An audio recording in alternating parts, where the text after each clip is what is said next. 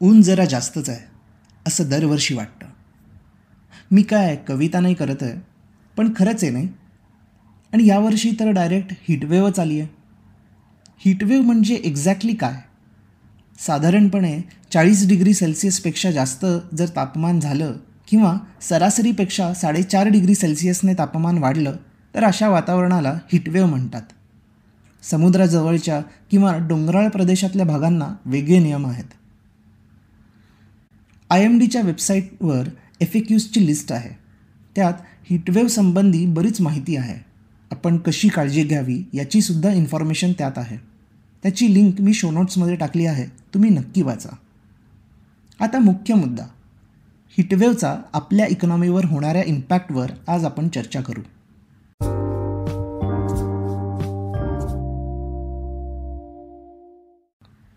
या वर्षीचं तापमान म्हणे 122 वर्षातील सर्वाधिक तापमान आहे. याचा शेतीवर होणारा इम्पॅक्ट खूप जास्त आहे.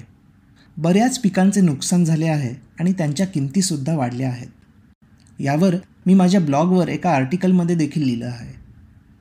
त्याची लिंक पण मी शो नोट्समध्ये टाकत आहे. RBIने काही वर्षांपूर्वी रिसर्च केला होता. त्यात त्यांना असं आढळलं की ग्लोबल वॉर्मिंगचा सर्वात जास्त इम्पॅक्ट व्हीटच्या म्हणजेच गव्हाच्या शेतीवर होतो. आणि नेमकं यावर्षी आपल्याला हेच बघायला मिळालं. भारतात जुलै ते जून हे क्रॉप इयर म्हणजेच पिकाचं वर्ष मानलं जातं आणि एप्रिल ते मार्च फायनान्शियल इयर म्हणजेच आर्थिक वर्ष मानलं जातं. जुलै 2020 ते जून 2021 या क्रॉप इयरमध्ये व्हीटचं प्रोडक्शन खूप वाढलं. फायनान्शियल इयर 2022मध्ये आपल्याला त्याचा फायदा दिसला.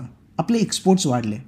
सरकार आणि शेतकऱ्यांना वाटलं की चालू क्रॉप इयरमध्ये म्हणजेच जुलै 2021 ते जून 2022मध्ये सुद्धा प्रोडक्शन वाढेल आणि त्याचा फायदा चालू फायनान्शियल इयर म्हणजेच एप्रिल 2022 ते मार्च 2023मध्ये आपल्या एक्सपोर्ट्सवर दिसेल. या एक्सपोर्ट्समागे अजून एक मोठा फायदा होता. तो म्हणजे रशिया आणि युक्रेनमधलं युद्ध. हे दोन्ही देश जगातले टॉपचे व्हीट एक्सपोर्टर्स आहेत. युद्धामुळे आणि सँक्शन्समुळे त्यांचे एक्सपोर्ट्स 2022 आणि 2023मध्ये कमी होतील. जागतिक बाजारात गव्हाचा तुटवडा होईल आणि त्याच्या किमती वाढतील. तर भारत सरकारला वाटलं की आपण अधिक एक्सपोर्ट्स करून युद्धामुळे होणारी कमतरता भरून काढू. हीटवेव्हमुळे आता अपेक्षे एवढं प्रोडक्शन आपण करू शकत नाही. अशा प्रसंगी एक्सपोर्ट्स केले तर देशात गव्हाचा पुरेसा स्टॉक उरणार नाही असं सरकारला वाटत असावं. म्हणूनच सरकारने व्हीट एक्सपोर्ट्सवर निर्बंध आणला आहे. क्लायमेट चेंजमुळे किती वेगवेगळ्या गोष्टी घडतील हे आपल्याला सांगता येत नाही. नाव let's move to the next point. गरम झालं की आपली पहिली रिॲक्शन काय असते? आपण फॅन लावतो. तो 5वर नेतो. तेही कमी वाटत असेल तर कूलर किंवा AC लावतो. खूप जास्त वेळ गरम वाटत असेल तर फॅन आणि AC दोन्ही लावतो. आणि मे महिन्यात तर दोन्ही तासनतास चालू ठेवतो. या महिन्यात सगळं माफ असतं, कारण एखाद्या महिन्यातलं लाईट बिल वाढल्याने जास्त प्रॉब्लेम होत नाही. बरोबर ना? आपल्यासाठी ही गोष्ट बिलपुरताच मर्यादित असते. पण MSEB, BEST किंवा अडाणी यासारख्या कंपनीजना वीज सगळीकडे पोचवायची असते. जर सगळीकडेच मागणी वाढली आणि तेवढा पुरवठा वाढवता आला नाही तर ग्रीड फेल्युअर होतं, म्हणजेच लाईट जातात. पण हे इकडेच थांबत नाही. वीज निर्मिती करायला कोळसा लागतो. हो, अजूनही भारतात 50% वीज कोळशानेच तयार केली जाते. विजेची डिमांड वाढली तर कोळशाची डिमांड पण वाढते. तुम्ही जनरली मालगाड्यांमधून कोळसा जाताना बघितलाच असेल. भारतातला सगळा कोळसा हा ट्रेनमधूनच एका ठिकाणाहून दुसऱ्या ठिकाणी पोचवतात. कोळशाच्या वाढलेल्या डिमांडमुळे ट्रेन्सवर बराच ताण आला. यावर्षी रेल्वेला एका दिवसात 400हून अधिक रेक्स कोळसा पोचवावा लागला. हा आकडा गेल्या काही वर्षातला सर्वाधिक आकडा आहे. मालगाड्यांचा रस्ता मोकळा करण्यासाठी रेल्वेला बऱ्याच मेल एक्सप्रेस गाड्या रद्द कराव्या लागल्या. हा ताण कमी करण्यासाठी गव्हर्नमेंटने सुचवलं की वीज कंपन्यांनी रोडवेजचा वापर करून ट्रक्सने कोळसा आणावा. गव्हर्नमेंट एवढा वीज निर्मितीच्या मागे नेमकं का लागलं आहे? कारण IMDच्या अनुषंगाने जुलै आणि सप्टेंबर महिने गरम असणार आहेत. मागच्या वर्षी जुलै 7ला आपण सर्वाधिक विजेचा वापर केला होता. आपण त्या दिवशी 2 लाख मेगावॅट वीज वापरली होती. यावर्षी एप्रिल 29लाच आपण उच्चांक गाठला. तेव्हा 2,07,000 मेगावॅट वीज वापरली होती. जुलै आणि सप्टेंबर महिन्यात प्रॉब्लेम्स येऊ नयेत म्हणून चाललेले हे सगळे प्रयत्न. बरं, आता एवढी वीज तयार करायची असेल तर तेवढा कोळसा तरी आहे का आपल्याकडे? याचं उत्तर आहे सध्या तरी नाही. कारण बऱ्याच कोळशाच्या प्लॅन्ट्समध्ये 7 ते 8 दिवस पुरेल इतकाच कोळसा अवेलेबल आहे. त्यामुळे गव्हर्नमेंटने प्रत्येक राज्याला आता कोळसा इम्पोर्ट करायला सांगितलं आहे. आणि आपण काय एकच देश नाही आहोत ज्याला हीटवेव्हचा त्रास सहन करावा लागतो.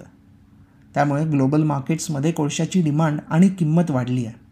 वाढलेल्या किमतीचा भार आपल्यावर सुद्धा पडू शकतो.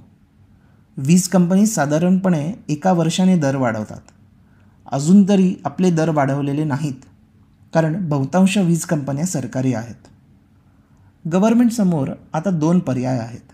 एक, दर वाढवून ऑलरेडी वाढत्या महागाईत हा भार आपल्यावर ढकलू शकतील, किंवा दुसरं, दर न वाढवता हा भार स्वतः सहन करतील, म्हणजेच आपल्याला सबसिडी देतील.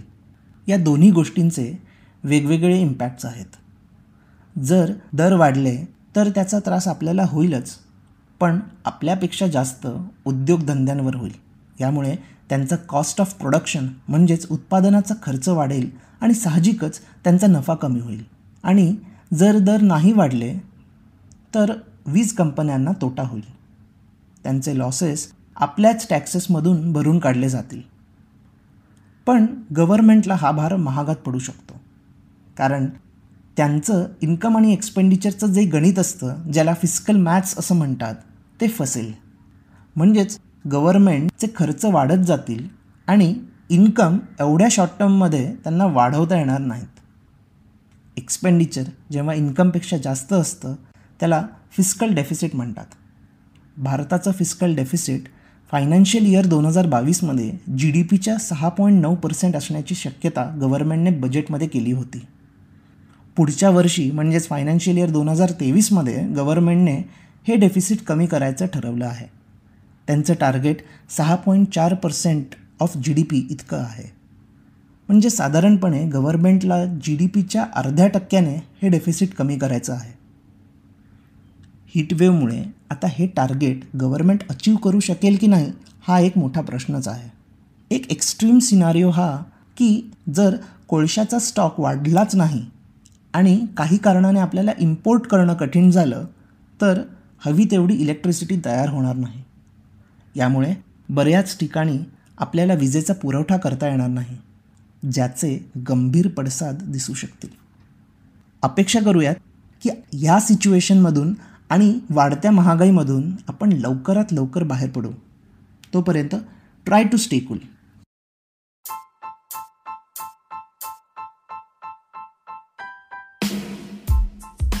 तुम्ही हा एपिसोड स्पॉटिफाय, इकॉनगली वेबसाईट आणि लीडिंग पॉडकास्ट ॲप्सवर ऐकू शकता.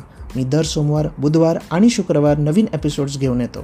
तुमचा फीडबॅक आणि सजेशन्स शो नोट्समध्ये दिलेल्या माझ्या ब्लॉग, लिंक्डइन किंवा ट्विटर अकाउंट्सवरून मला नक्की कळवा.